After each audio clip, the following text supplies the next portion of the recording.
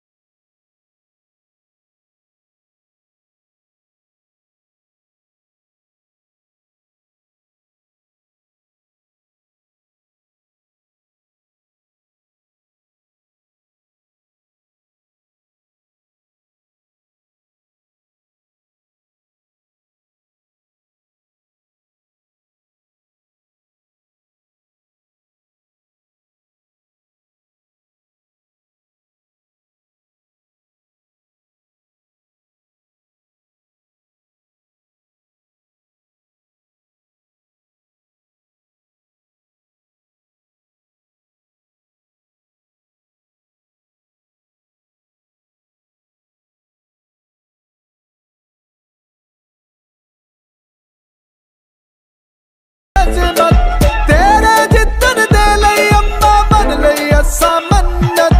ख्वाजा साहब तुम मैदान में आओ और देखो कि तुम्हारे शेर का मैं क्या शिरकत। तुझे सलाम बच्चे दे पलंग ने जितना फिर शेर ने पिटना अनु वोट नहीं पैना। मैं ग्राहा के साथ डटी हुई हूँ और डटी रहूंगी, डटी रहूंगी, डटी रहूंगी।